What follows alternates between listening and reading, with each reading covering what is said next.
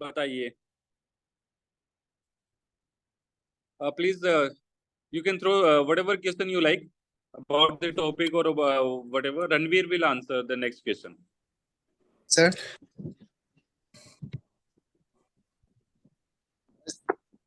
Sir जो हम लोग इकोनॉमी या फिर किसी और में भी डेटा वगैरह लिखते हैं, तो अगर उनका सोर्स याद नहीं है तो क्या उसको लिखना सही है? हाँ, अगर कुछ मेजर डेटा है, जैसे कुछ रिपोर्ट्स लिखते हैं हम, ग्लोबल हंगर इंडेक्स है या जहाँ इंडिया की रैंकिंग लिखनी होती है हमें, तो वो तो एग्जैक्टली पता होना ही चाहिए उतना तो। उसके अलावा हम कुछ अनएम्प्लॉयमेंट के डेटा है और ऐसे कुछ लिखते हैं तो उनमें थोड़ा बहुत ऊपर नीचे होगा तो रफली चल जाता है।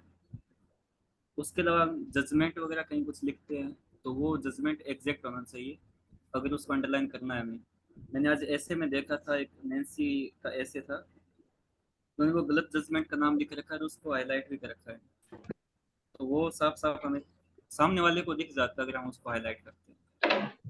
तो बस ये दो तीन चीज़ें ध्यान रखनी होती है। कुछ मेजर डेटा है जैसे अनएम्प्लॉयमेंट है, जीडीपी है, या female labour force participation rate है, और या फिर इंडिया की कुछ मेजर इंडिकेटर में रैंकिंग है, चाहे वो ग्लोबल हंगर इंडेक्स है या फिर कुछ एजुकेशन से रिलेटेड इंडेक्स है। कुछ अपने देश में भी बहुत सारे इंडिकेटर्स है जिसमें स्टेट की रैंकिंग देती है नीति आयोग, वो कुछ दो चार मेन हेल्थ से, एजुकेशन से, उनसे रिलेटेड, एसडीजी से रिलेटेड, वो कुछ तो अच्छे से याद कर लो। उसके अलावा है तो वो थोड़े रफली मोटा मोटा आइडिया हो तो भी काम चल जाता है। कुछ पेपर टू में लिखना है जजमेंट्स के बारे में, तो वो अगर लिखना है तो एग्जैक्ट याद रख लो, अदरवाइज फिर स्किप कर दो, कोई इतना के बारे नहीं होता है। ठीक है। इस हिसाब से तो इतना है। Yeah, this is very good explanation about the data. Since you have asked about the data, so जो strategy तुम the exercise which you will be doing this week, जो अभी मैंने कहा था कि under each of the heading of the syllabus you have to put down the PYQ of that syllabus that heading. So अब अपना brainstorming करो कि अब वहां पे कौन सा डाटा आएगा, ठीक है? So अब you make a template कि मुझे हेल्थ सेक्टर के 4 डाटा लाइंस विद सोर्स, ठीक है? लेबर सेक्टर के, एग्रीकल्चर सेक्टर के, टेक्नोलॉजी सेक्टर का, ठीक है? फिर GS2 में आ जाओ। GS2 में whatever we have, say for example fundamental rights, तो फंडामेंटल राइट्स की 4 judgement with year, okay? Fundamental rights की 4 judgement with year, and what governor, say for example governor's role, and so governor के ऊपर 4 judgement with year, defection, anti defection पे 4 judgement with year. So these are the, like we have to be ready with all these things in advance. तो फिर अब आप फिर जो आपका जो कंफ्यूजन रहेगा कि डाटा के साथ में उसका सोर्स लिखना है कि नहीं लिखना, तुम्हें दिक्कत ही नहीं आएगी। फिर फटाक से सोर्स दिमाग में आएगा, फिर वो सोर्स लिख देना है, फटाक से जजमेंट दिमाग में आएगी। और यही अगर प्रिपरेशन पहले किया होता, तो जैसे रणवीर बता रहे हैं कि उन्होंने गलत जजमेंट लिख दी। गलत judgement is a blunder thing भाई। जजमेंट के मामले में तो ब्लंडर है, क्योंकि जजमेंट तो एक एक डायरेक्शन देती है, और उसी डायरेक्शन को तुमने गलत बता दिया, तो सोचो कि इंडियन डेमोक्रेसी किस डायरेक्शन में चली जाएगी। अभी अपने लेवल पे तो ये इजी चलता है, लगता है कि यार भाई समझ जा ना, तुम भावना समझ जा। लेकिन जो प्रोफेसर जब उसको देख रहा है ना कि यार इसने गलत जजमेंट को गलत बना दे, डायरेक्शन दे दी है, तो सोचो एक सुप्रीम कोर्ट का जजमेंट तो even it is above the legislature ना, यू एवरीबॉडी नोज दैट। तो सोचो वो जजमेंट किसी गलत डायरेक्शन में चली गई तो क्या होगा इंडियन डेमोक्रेसी का। So think at that perspective. Next question. Hello sir, Manish यार। सर लास्ट ईयर हर पेपर में मेरा क्वेश्चन छूट गया था सर, एक क्वेश्चन तो एटलीस्ट छूट ही गया था। तो उसका स्पीड बढ़ाने का मैं ट्राई किया था लास्ट टाइम, बट हुआ नहीं कुछ, तो कैसे करें सर? रणवीर प्लीज। मनीष, वैसे तो सर ने बता दिया था इसके बारे में पहले भी पिछले सेशन में, फिर भी ऐसे तो कुछ पूरे पेपर में 2 या 3 क्वेश्चन होते हैं जिसके बारे में हमें बहुत ज़्यादा आइडिया नहीं होता है, तो वो सभी बच्चे लास्ट में करते हैं और उसमें थोड़ा कम कंटेंट भी लिखते हैं हम, और लास्ट में जाते जाते स्पीड भी काफ़ी बढ़ जाती है, तो वो पेपर हो जाता है। अगर स्टार्टिंग में हम अपनी स्पीड को ध्यान में रखते हैं, जैसे कि टाइम देख लो, मैं हमेशा बड़े वाले क्वेश्चंस पहले करता हूँ 15 मार्क्स वाला, तो उनको 7 पॉइंट कुछ मिनट्स मिलती है, और छोटे वाले क्वेश्चन फिर वो उसमें से 6 अच्छे से करता हूँ और 4 बच जाते हैं, उनको मैं इक्वली टाइम बांट लेता हूँ। जैसे लास्ट में मेरे पास मान लो 15 मिनट बची और 4 क्वेश्चन करने हैं, और वो 4 वो क्वेश्चन है जो मेरे को बहुत कम आते हैं, बहुत ज़्यादा अच्छे से आ नहीं रहे, तो मैं उनको इक्वली टाइम बांट के बड़े बड़े अक्षरों में लिख देता हूँ ताकि स्पेस भी भरा हुआ लगे और जल्दी से हो भी जाए। तो वो आपको पूरे के पूरे प्लीज एज इट इज अच्छे से लिखना, वो तो प्रैक्टिकली पॉसिबल मेरे साथ हुआ नहीं है, मुझे लगता है वो किसी के साथ भी नहीं होता। तो हमें कहीं कुछ कुछ क्वेश्चंस में वर्ड कम करने पड़ेंगे, कहीं पे फ्लो चार्ट बनाना पड़ेगा या डायग्राम बनाना पड़ेगा, कुछ में ज़्यादा स्पीड से लिखना पड़ेगा, और कुछ क्वेश्चन में थोड़ा वो स्पेस, मतलब इतना कि 2 लाइन लिख सके उतना स्पेस छोड़ना भी पड़ता है। इस हिसाब से आप उनको पहले जो मॉक टेस्ट होते हैं उनमें ट्राई करके देखना, कम से कम 5 टेस्ट में से करके देखना कि आप उतने टाइम में 20% कैसे लिख पाते हो, भले ही आपको आ रहे हैं या नहीं आ रहे। तो फिर आपका रियल एग्जाम में वो वैसा का वैसा सिमुलेट हो जाएगा और आप कर पाओगे। उसके लिए आपको एक्सरसाइज पहले मॉक में करनी पड़ेगी। Okay sir. सर वो जो 6 क्वेश्चन लिखते हैं उसमें क्या 2 पेज कंप्लीट लिखते हैं या उसमें भी मतलब 1.5 लिखते हैं या उससे ज्यादा कम? वो तो जब हम 10 क्वेश्चन लिखते हैं तो हमें पता लग जाता है कि टाइम कितना बचा है। वैसे मैं तो वो 6 क्वेश्चन में तो पूरे पेज भरता था, और जो बच जाते थे 4 पेज उसमें 1.5 पेज या फिर थोड़ा उससे भी कम हो जाता। बाकी 6, उसके अलावा 6 और 10 वो 16 क्वेश्चन तो पूरे पेज भरता था, और 4 क्वेश्चन में 1.5 पेज भरता था। उसमें कंटेंट भी कम होता था और टाइम भी कम होता था, और वो 4 क्वेश्चन होते थे जो मुझे आते भी कम थे, तो इसलिए वो मैंने सोचा। Okay sir. So okay So, friends, हम जो एक चीज मैं ऐड करना जस्ट चाहूंगी यस इस चीज प्लीज। पे, क्योंकि आंसर्स छूट मेरे भी जाते थे। वो ये है कि कभी कभी कुछ क्वेश्चंस में हमें कुछ ज्यादा ही आता है and we tend to overwrite. वो चीज नहीं यस, होनी वेरी चाहिए। ऑलवेज अपनी डिमांड ऑफ द क्वेश्चन लिखिए, क्योंकि हर क्वेश्चन उतने ही मार्क्स का है। अगर आप कहीं लिख रहे हैं तो उसका एक अपॉर्चुनिटी कॉस्ट है कि कहीं आपका छूट रहा है पेपर। तो even if you yes. No a lot of things, irrelevant चीजें मत लिखिए। अगर आपको बहुत क्लोज है, वो आपके दिल के करीब है वो टॉपिक, तब भी इतना मत लिखिए। जितना पूछा गया उतना लिखिए और आगे बढ़िए, because every question carries equal marks. So अभी ये जो आपकी प्रॉब्लम है दैट टाइम बचता नहीं है और हमारे पास क्वेश्चन बच जाते हैं, सो इसको ओवरकम करने के लिए we will do exercise, 1 exercise in next 3 month. मैं ये प्लान कर रहा हूँ इस बार कि ऐसे को लेकर हम एक तो ऐसे को लेकर कि हमें सिर्फ कम से कम 10 टॉपिक ऑफ ऐसे, हमें सिर्फ उसका स्ट्रक्चर बनाना है। ठीक है, आधा घंटा। ओरिजिनल ऐसे में भी हम यही करते हैं ना, शुरू का आधा घंटा स्ट्रक्चर बनाते हैं और फिर 1 घंटा लिखते हैं। ऐसे करके हम 1.5 घंटा ऐसे को कंप्लीट करते हैं। तो हमें सिर्फ 10 to 15 टॉपिक्स का सिर्फ स्ट्रक्चर बनाना है फॉर हाफ एन आवर, और बाकी other 10 to 15 you have to write completely. ठीक है, लेकिन हम सिर्फ स्ट्रक्चर बनाएंगे। एक एक्सरसाइज ये करेंगे, दूसरी एक्सरसाइज हम जीएस के लिए एक और करेंगे। 3 questions, take 3 questions of 10 marks, 150 words वाले 3 क्वेश्चंस ऑफ 10 मार्क्स, और वो उन 3 क्वेश्चन को 10 मिनट में करना है। ठीक है, उन 3 क्वेश्चंस को 10 मिनट में करना है। And these exercise are separate then what the number of GS papers you are writing. वो तो टारगेट पूरा ही करना है, 20 to 25 पेपर्स, वो तो जीएस पेपर पूरे करने ही करने हैं। ये एक सेपरेट एक्सरसाइज करेंगे हम। ठीक है, 3 क्वेश्चन लिखेंगे 10 मिनट के अंदर अंदर। फिर देखना आपकी है ना, जो सोचने की पावर जो है, ब्रेन स्टॉर्मिंग पावर जो है वो बढ़ जाएगी। जैसे आप फटाक से क्वेश्चन देखेंगे और बस उसको 3 मिनट में करना है, तो आप सोचेंगे यार बस वो जो मेन मेन पॉइंट है वो लिख दूं मैं, या फिर मैं उसमें जैसे रणवीर ने बताया कि मैं उसमें सिर्फ फ्लो चार्ट बना दूं। So you will develop a very good habit of doing those 3 questions in 10 minute, और वही आपके लास्ट में काम आएगा एग्जाम में। ये एक्सरसाइज करेंगे हम। Okay okay, next next question. Rajshree will answer the next question. Are you here? Sir मुझे ये पूछना था, ये जो 3 मंथ्स है, जैसे आज तो हमने डाउट सेशन लिया है, तो ऐसे ही चलेगा या हर संडे में कोई टॉपिक वाइज कुछ ऐसा प्रॉपर कुछ रहेगा? मतलब हम भी वैसे प्रिपेयर हैं। जी, हमने इस बारे में सोचा था, मैंने और मेंटर्स ने और अमरेश सर ने, कि देखो अगर हम सिर्फ टॉपिक वाइज चलेंगे ना वेरी स्ट्रिक्टली, तो ऐसा होगा कि आप सबकी वेवलेंथ मैच नहीं करेगी। ठीक है, सुमित कहीं और वेवलेंथ पे है, मनीष कहीं और है, शशांक कहीं और है। ठीक है, आप कोई ऐसे पहले कर रहा है, कोई ऑप्शनल पहले कर रहा है, कोई जीएस पहले कर रहा है। तो मैं अगर अपना यहाँ पे स्केड्यूल बना दूं, जो कि हम बना सकते हैं, we are capable of that, delivering that with mentors, with the help of mentors. लेकिन फिर आपका जो दूसरा स्केड्यूल है, अपना टेस्ट सीरीज का है, अपनी क्लासेस का है, फिर वो मैच नहीं कर पाएगा और फिर ओवरबर्डन हो जाएगा बहुत सारा। तो instead of doing that, what we are planning, and your inputs are also welcome, what we are planning is कि जैसे ये जो सेशन होता है 40-60 मिनट्स का, you can ask your doubt about the content। जैसे मैंने अभी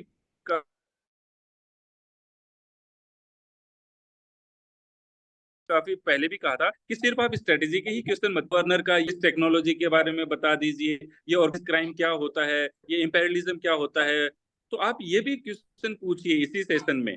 और ये थोड़ा फ्री रखा गया है session, free in the sense कि आपका जो इंडिविजुअल जो डाउट है, इंडिविजुअल जो वीकनेसेस हैं, that we can overcome with। So I hope you are fine with this, or and your inputs are also welcome here. You can suggest some। Fine sir. Sir ऐसा कर सकते, ये तो काफी अच्छा है कि हम लोग अपने कुछ के डाउट पूछ सकते हैं, बट ऐसा एक आइडियल टाइम टेबल भी बना सकते हैं जो कि आप फॉलो किए थे, ताकि वो आपके हिसाब से होगा तो शायद अब जिसको फॉलो करना होगा वो करेंगे। एक आइडियल टाइम टेबल तो दे सकते हैं। Ideal timetable, what do you want in that? Like GS, हम GS1, GS2 on this week, GS3 on this week, ethics on this week, like that? Yes sir, कि अभी मतलब कि इतने दिन में ये सब्जेक्ट खत्म हो जाना चाहिए, इतने दिन में ऐसे हो जाना चाहिए, तो एक डेडलाइन रहेगा तो उस टाइप से। या आप अपने प्रिपरेशन में अपने सब्जेक्ट को किस तरह प्लान करते थे, और वैसे ही सेम प्लान। हाँ लेकिन Okay, sir। मुझे हाँ, yes। सर मुझे लगता है कि ऐसा अगर मतलब इतने सारे स्टूडेंट्स हैं, इवन 3 स्टूडेंट्स का एक दूसरे के साथ मैच करना मुश्किल होगा सर, बिकॉज कुछ लोग अपना Yes। ऑप्शनल अलग से करना चाहेंगे, कुछ लोग GS1 पहले, कुछ लोग GS3 पहले करेंगे। तो हमने टाइम टेबल बनाना मुझे नहीं लगता इतना फ्रूटफुल रहेगा sir. Yes। And one more thing I would like to tell you, what we are planning is कि आप जैसे जो एस्पिरेंट्स हैं, हम 2-3 एस्पिरेंट्स को एक मेंटर के साथ अटैच कर देंगे, ठीक है?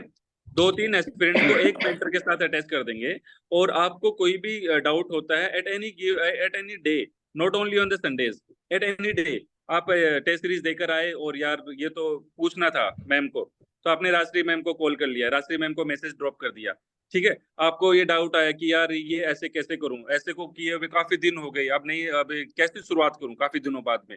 सो you can drop a message to Ranveer कि सर अभी मैं 2 दिन में ऐसे लिखने की सोच रहा हूँ, तो थोड़ा सा मेरे को गाइड कर दीजिए, फिर मैं ऐसे लिखना शुरू कर दूंगा। So we will do this कि 2-3 एस्पिरेंट्स को हम एक मेंटर के साथ अटैच कर देंगे, और वो आपकी परफॉर्मेंस को ट्रैक करते रहेंगे। हेलो सर, एक मिनट में थोड़ा इंटरप्ट करना चाहूंगा दीपक, कि जैसे क्या है कि मुझे ये भी रिलेवेंट लगता Yes, था sir। कि जो लोग लिखते हैं, जैसे कई लोगों ने कुछ आर्टिकल पोस्ट किए थे, तो एक तो ऑप्शन ये है कि जैसे आपने Yes, sir। सजेस्ट किया है कि हम उसको इंडिविजुअली उसको रिस्पॉन्ड करें, एक तरीका ये भी हो सकता है। बट इस तरीके का एक जो सबसे बड़ा ड्रॉबैक है कि इंडिविजुअल Yes, रिस्पॉन्ड sir। करने से क्या होता है कि जिसने लिखा है सिर्फ वही उससे बेनिफिट पा पाता है। बट अगर हम ग्रुप में उसको रिस्पॉन्ड करते हैं, डिस्कस करते हैं उसके आंसर को, तो जितने पार्टिसिपेंट्स हैं ज्यादातर लोग उससे Yes, sir। बेनिफिट ले सकते हैं। तो इसके सर बारे यू में are right in that sense. Yes sir, मैंने ये प्रैक्टिस किया है, and you are right in that sense, but it is ideal situation. क्योंकि होता क्या है सर, एक आप अगर जैसे अभी अपना ग्रुप तो अभी शुरू हुआ है, आप देखेंगे एक हफ्ते में there will be around 20 to 30 copies in this group, और फिर हर स्टूडेंट वो बाकी 20-30 कॉपीज नहीं देख पाएगा। नहीं, हम लोग ऐसा एंड नहीं सर जैसे करेंगे। मतलब एक हम लोग मतलब लिमिटेशन क्रिएट कर सकते हैं कि एक स्टूडेंट्स का हम कितना डिस्कस कर सकते हैं, right? We can set a target for कि हम लोग 3 क्वेश्चन डिस्कस करेंगे या हम लोग 5 क्वेश्चन डिस्कस करेंगे, जो हमारी लिमिटेशंस हैं। क्योंकि मुझे ऐसा लगता है कि सेम मिस्टेक्स कई बार कई लोग कर रहे होते हैं, समझ रहे हैं? और यस सर, वो अगर एक आदमी सुनता है तो बाकी लोग उसको करेक्ट नहीं कर पाते। भले ही हम कम क्वेश्चन कवर करें, हम 2 क्वेश्चन कवर करें, 3 क्वेश्चन कवर करें, कभी किसी स्टूडेंट कवर कर लिए, कभी किसी स्टूडेंट कवर कर लिए, तो वो सभी का मेरे ख्याल से इम्प्रूव हो सकता है। बाकी आप लोग बेहतर जानते हो कैसे कवर कर सकते हैं।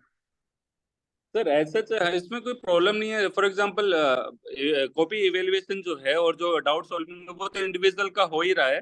तो वही जो मैसेज हम इंडिविजुअल को करेंगे that we can post on the group also. Right right उसमें राइट कोई प्रॉब्लम नहीं सर।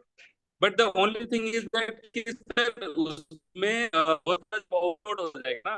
तो दूसरे जो जैसे दूसरे का क्वेश्चन आया था वो देख नहीं पाएंगे। और एक बात और सर, जैसे एक ग्रुप अभी चल रहा है टेलीग्राम का, तो Right. आप इस तरह यह मान के चलिए कि एक मेंस का स्टूडेंट जो एग्जाम दे रहा है he is busy with 4-5 WhatsApp groups and 4-5 Telegram groups. कोई ऑप्शनल का एक ग्रुप चल रहा है उसका, एक जो क्लोज सर्कल में जिनके साथ डिस्कशन करता है उसका एक ग्रुप चल रहा है उसका, और उसके जो सिलेक्टेड जो सीनियर्स हैं उसका एक ग्रुप चल रहा है। तो ऐसे बहुत सारे ग्रुप चल रहे होते हैं। Right, तो right, इसलिए right. Yes. We can design the strategy depending on your wisdom and inputs from the students. That is not an issue. Yes sir. And जो सर आप एक जैसे ये बता रहे हैं चीज कि यस यस प्लीज। सर एक ये चीज हो सकती है कि आप बोल रहे हैं कि आंसर से दूसरों की भी लर्निंग होगी। तो अगर कोई एक पर्टिकुलर आंसर किसी को लग रहा है कि बहुत अच्छा आंसर है या इसमें कोई बहुत कॉमन मिस्टेक की गई है तो वो पोस्ट किया जा सकता है and everybody can learn from that yes instead this of is a good posting idea. All the answers. Yes आपको एक जैसे अभी किसी ने पूछा कि बहुत कॉम्प्लिकेटेड एक क्वेश्चन है या एक कोट है उसके आंसर्स कैसे लिखने चाहिए, तो अगर किसी ने इवैल्यूएट किया और उसमें इनपुट्स दिए तो वो आप पोस्ट कर सकते हैं and that will be beneficial to everyone. Yes very good, this is very good idea. आप जैसे आप देख लीजिएगा कि आपके जो ऐसे टेस्ट सीरीज जो भी आप दे रहे हैं जीएस में, आपके किसी भी सिंगल क्वेश्चन में 10 में से 60% आए हैं 6 नंबर, और 15 में से 9 आए।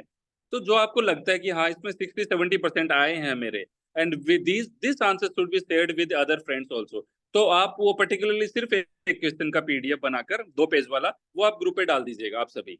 और हमें भी जो ऐसा लगेगा टाइम टाइम पे कि this should be known by everybody, तो वो भी हम ग्रुप पे डाल देंगे। So there is no compulsion in that कि हम सिर्फ इंडिविजुअल को ही लिखेंगे। We can post it on the group also. Thank you Amini.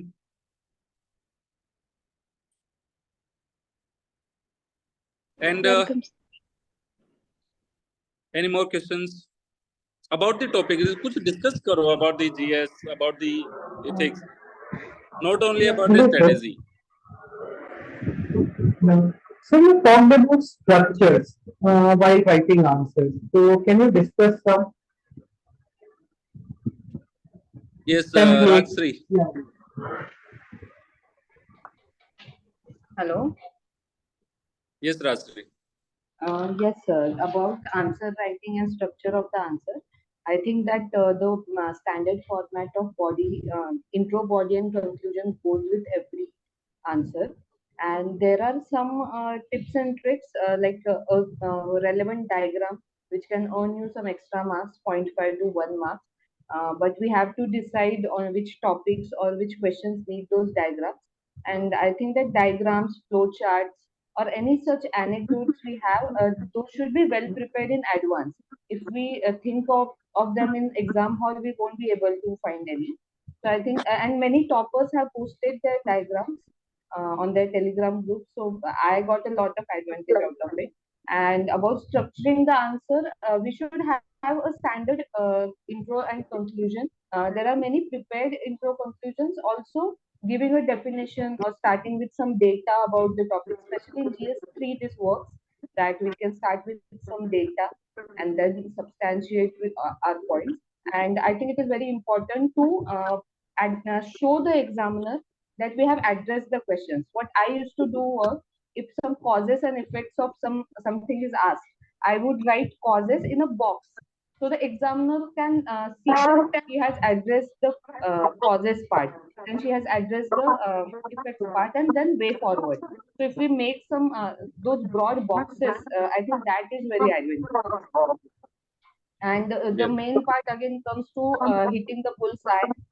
We have to show the examiner demand of the question. Friends देखो, हमारा हफ्ते में एक डिस्कशन होता है 1 घंटे भर का, तो you have to be very careful in listening the words of mentor. इतना 1 घंटे की डिस्कशन, जैसे अभी राजश्री ने बताया कि मैं उसको बॉक्स कर देती थी, कॉजेस को, कॉन्सिक्वेंसेस को हाईलाइट करती थी, एग्जामिनर की नजर जाए। So these are very crucial things. तो आपको एक एक वर्ड, मेंटर का एक एक वर्ड सुनना है, and you have to apply those words into your answer writing. Okay, next question please. Ranveer will answer the next question. Hello sir, Rupesh बोल रहा हूँ।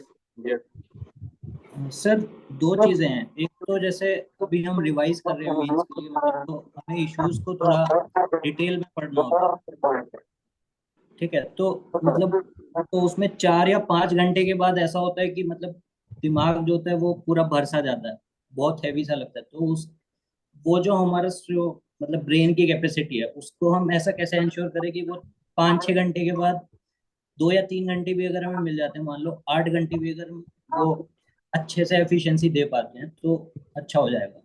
और दूसरी चीज सर, मतलब जैसे आप बात कर रहे थे कि आगे हम क्या कर सकते हैं, तो हम ऐसा कर सकते हैं कि जैसे कुछ टॉपिक्स होते हैं जो स्टैटिक टॉपिक है, जैसे डिजास्टर मैनेजमेंट है या इंटरनल सिक्योरिटी का, जैसे मैम बता रहे थे कि रिपीट मतलब वो ऑल्टरनेट ईयर में होते रहते हैं। तो हम उसमें कुछ ऐसा एक सेशन ले सकते हैं कि ब्रेनस्टॉर्म सेशन, जिसको मतलब कि साथ में बैठ के आप लोगों को आइडिया है कि बेस्ट चीज उसमें हम क्या लिख सकते हैं। तो वो जो हमारे लो हैंगिंग फ्रूट हम कहते हैं, उनमें एटलीस्ट हम सब मतलब थोड़ा सा एडवांटेज हो जाएगा।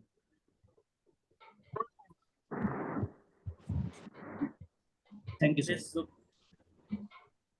रुपेश, तो पहला क्वेश्चन था आपका कि रिवाइज करने की ब्रेन कैपेसिटी 5 घंटे से ज़्यादा कैसे बढ़ाए। मेरा ऑप्शनल सब्जेक्ट था मैथ है, तो मेरा मैक्सिमम टाइम उसी में जाता था। अब मैथ और जीएस का वैसे कोई लिंक नहीं है, तो वो पढ़ने के बाद दूसरी चीज़ पढ़ने का वैसे मन करता था। तो आप दो चीज़ को एक साथ लेके चल सकते हो कि एक ऐसा दोनों में ज़्यादा रिलेशन आओ, एक हाफ टाइम में वो पढ़ो और हाफ टाइम में दूसरा पढ़ो, तो उससे आपका एफिशिएंसी भी बढ़ेगी और सेम ही सेम पूरे दिन सुबह शाम वो एक चीज़ रिपीट नहीं होगी, तो पढ़ने का मन भी करेगा। तो ये तो आपका इंडिविजुअल चीज़, आप एडजस्टमेंट करके देखो 1 वीक तक कि कौन सी 2 चीज़ें साथ साथ चल सकती है। 1 वीक तक आपको खुद को समझ में आ जाएगा कि ये 2 चीज़ें एक साथ पढ़ सकता हूँ, एफिशिएंसी भी बढ़ती है, टाइम का यूटिलाइजेशन भी काफ़ी अच्छे से होता है और चीज़ें याद भी रहती है। दूसरा क्वेश्चन था आपका कुछ स्टैटिक टॉपिक से रिलेटेड। तो ऐसे GS1 में, GS2 में, 3 में, 4 में, चारों में कुछ स्टैटिक टॉपिक है जिनका पहले से रेडीमेड आंसर, कंक्लूजन और इंट्रो याद करना होता है। जैसे GS1 में सोसाइटी और GS2 में सोशल इश्यूज है, तो उनका इंट्रोडक्शन नॉर्मली कोई रिपोर्ट से स्टार्ट करते हैं।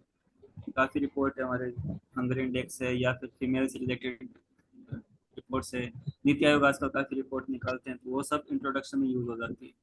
तो मैक्सिमम उन सभी क्वेश्चन के कंक्लूजन में SDG का यूज़ हो जाता है। तो 17 SDG है, उनके अंदर भी बहुत छोटे छोटे SDG है, उन सबको आप मेन 5 है उनको याद कर लो, और उसमें इंडिया की क्या रैंकिंग है और क्या गवर्नमेंट की स्कीम है जो उसको इम्प्रूव करने की कोशिश करिए, एक आध गवर्नमेंट की स्कीम भी उसमें इंक्लूड कर लो। उसके अलावा जो डिजास्टर मैनेजमेंट है, तो उसके विजन IAS के नोट्स है, सभी डिजास्टर पे नेशनल डिजास्टर मैनेजमेंट अथॉरिटी की गाइडलाइंस है। मोस्टली तो वो सब सेम ही है, सब वो 5 से मेन पॉइंट है वो सब याद कर लो और उनके एक एक दो देख लो और बाकी तुम खुद अपने से लिख सकते हो। जो 5 मेन सब हेडिंग्स है उनकी सभी रिपोर्ट्स की, वो याद कर लो और सबके 2-2 पॉइंट याद कर लो। वो मोस्टली सभी डिजास्टर में काम आ जाती है, हालांकि उन्होंने सभी के लिए दी हुई है, फिर भी हम 4-5 मेन डिजास्टर है उनकी याद कर लेंगे, साइक्लोन है, सुनामी है, इन सब की, तो बाकी में भी काम आ जाएगी। उसके अलावा इंटरनल सिक्योरिटी में कुछ फिक्स सिलेबस है, हर साल 4 क्वेश्चन आते हैं, 2 छोटे और 2 बड़े, 50 नंबर का पेपर आता है वहाँ से। तो जैसे सर ने पहले भी बताया था कि पिछले सालों के पेपर से आप सिलेबस के टॉपिक के आगे लिख लो, ऐसा मैंने भी किया था। पिछले साल मैंने सिलेबस निकलवाया, उसी सिलेबस में बॉक्स बना के उस टॉपिक पे एरो लगा के लिख दिया कि ये क्वेश्चन आया था, इस टॉपिक से ये क्वेश्चन आया था। तो आप देखोगे कि वो फिक्स 5-7 टॉपिक है जहाँ से हर साल 4 क्वेश्चन आने हैं। तो पिछले सालों के टॉपर से उनके टेलीग्राम पे काफ़ी चैनल बने हुए हैं, उन्होंने बहुत सारे उन्हें अपनी कॉपियाँ भी डाल रखी है, सीधा जाओ वहाँ पे उनका आंसर देखो, उन्होंने कैसे स्टार्ट किया है, क्या फ्लो चार्ट बनाया है, क्या डायग्राम बनाया है। जो चीज़ आपको अच्छी लगे और आपको लगे कि याद हो जाएगी, उसको एज इट इज़ अपनी नोटबुक में नोट कर लो। ऐसे 4-5 टॉपिक की कॉपियां देखोगे तो आपके पास हर टॉपिक का कंटेंट हो जाएगा। थोड़ी सी मेहनत करनी पड़ेगी 1-2 दिन बैठ के। ये जो स्टैटिक टॉपिक है जहाँ से फिक्स क्वेश्चन आने हैं, सिलेबस बहुत छोटा है, वो तैयार हो जाएगा। तो मेरे हिसाब से आपके दोनों क्वेश्चन का आंसर हो गए। बाकी सर और rate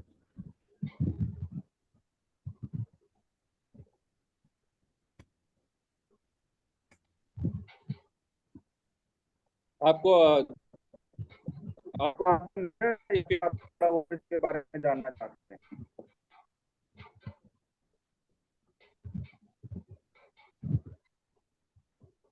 hello, are you there? किसने पूछा था क्वेश्चन? ये रुपेश ने पूछा था सर। रुपेश जी सर, तो हो गया सर। सहमत हो आप बात से? Okay, Rupesh yes got the sir. Answer? Okay, sir दूसरे और हम हाँ, अभी अगले 2 दिन हेलो सर। हाँ रुपेश बोलो। हाँ सर, इसमें जो ब्रेनस्टॉर्मिंग वाला मैं कह रहा था, इसमें हम मतलब एक ऐसे ही जैसे 1 घंटे का हम सेशन ले रहे हैं, ऐसा सेशन बोल रहा था कि सब लोग मान लो जो जो इंटरेस्टेड है वो स्टैटिक टॉपिक में कुछ अगर हम वैल्यू ऐड कर सकते हैं तो उसमें हम इंट्रो या कंक्लूजन या मतलब जो हमारा डाटा है, जैसे आप 10 मिनट में 3 क्वेश्चन की बात कर रहे थे, उस टाइप में। Thank you sir. यस, मैं इसमें आपको बताना चाहता हूँ, we will also conduct a session like this only, जहाँ पर हम जैसे अभी उन्होंने बताया कि Ranveer was having very good examples of ethics, है ना? तो we will take a one session on ethics for example, and we will pick each and every point of the ethics, integrity, honesty, selflessness, and whatever Nolan committee, and Ranveer will give you examples of all those things, और वो PDF पहले से हम आपको share कर देंगे। So likewise, Ayman was having a very good understanding of each and every topic of ethics, कि उसमें से इसमें से के इसका इंट्रोडक्शन कैसे थ्रो करना है, कंक्लूजन कैसे थ्रो करना है। So we will pick the topic of syllabus wise, syllabus each paper wise, and then we will give you content to write into that. For example, हम GS3 उठाएंगे तो अभी GS3 में डिजास्टर मैनेजमेंट कॉमन केसेस हैं यार, और आजकल major disasters क्या है? फ्लड है, साइक्लोन है, अर्थक्वेक है, ड्राउट है। तो जब रणवीर ने बता दिया आपको, और आप भी देखेंगे कि रिपीट हो रहे हैं क्वेश्चन, और रणवीर ने बताया कि उन चारों मेजर डिजास्टर की आप एनडीएमए गाइडलाइन पढ़ लीजिए वेबसाइट से, ठीक है? और वही उसमें मेन टॉपिक है। अर्ली वार्निंग देंगे और वो इसमें साइनेज वगैरह क्रिएट करेंगे और प्रिपेयर्डनेस करेंगे, और फिर जब डिजास्टर स्ट्राइक करेगा तब हम अपने वॉलंटियर्स वगैरह रेडी रखेंगे, और हम अपना कम्युनिकेशन सेट है वो तैयार रखेंगे, अमेचर रेडियो वगैरह। तो यही मेन चीजें होती हैं which are repeated again and again. तो हम इस पे ब्रेनस्टॉर्मिंग सेशन हम हर टॉपिक पे GS 1 2 3 4 पे करेंगे, ठीक है? And we will come out with which you can just write in the paper and which will save your time. Okay, next question please. Thank you sir. Naman will answer the next question.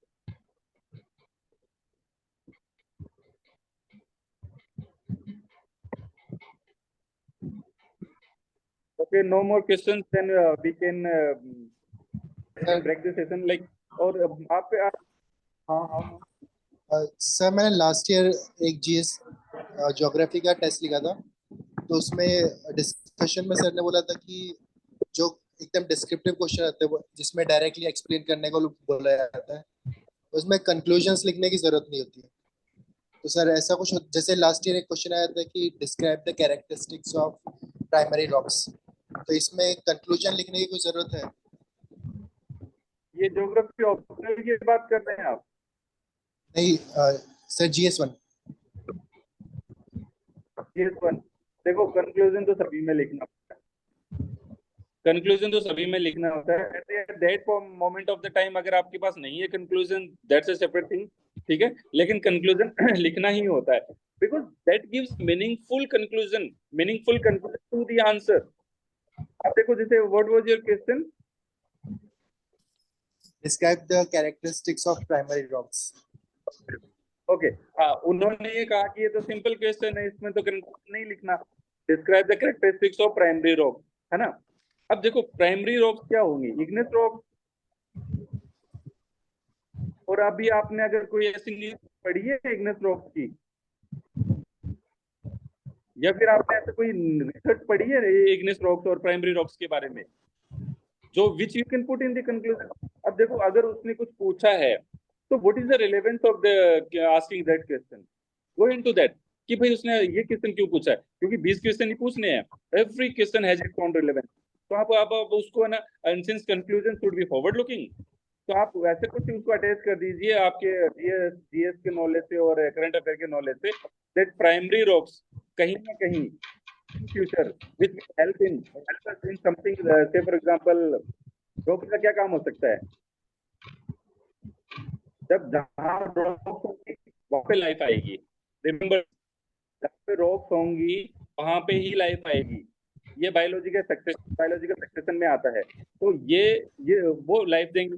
अब अभी हमें क्या करना है कि population issue है, या फिर हमें स्पेस क्रंच हो रहा है, ठीक है, और या फिर हमारे रॉक के इशू, रॉक स्लाइड्स होती हैं डिजास्टर से, कहीं ना कहीं इसको जोड़ के आप एक मीनिंगफुल कंक्लूजन दीजिए, ठीक है।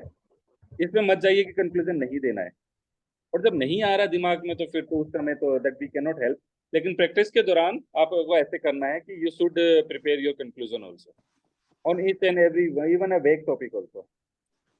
Next question. ये सर, इनफैक्ट ये एक चीज हम यूज कर सकते हैं कि अगर कंक्लूजन नहीं आ रहा है तो उस टॉपिक का रेलेवेंस उस सब्जेक्ट में कितना है। जैसे कि आपने राइटली पॉइंटेड आउट कि प्राइमरी रॉक्स अर्थ के एवोल्यूशन को स्टडी करने में हेल्प कर सकते हैं या एज अ बायोमार्कर यूज हो सकते हैं। तो कुछ नहीं समझ में आ रहा है तो हम उसका रेलेवेंस इन द सब्जेक्ट बता सकते हैं। Yes, very important, very important. Yes, you got the answer. Yes, sir.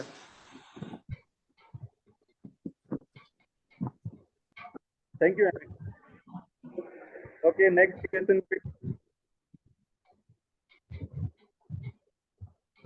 So, if you are not having any more questions, then we will do one thing, that we will attach 2-3 aspirants to one mentor, and you can contact him or her.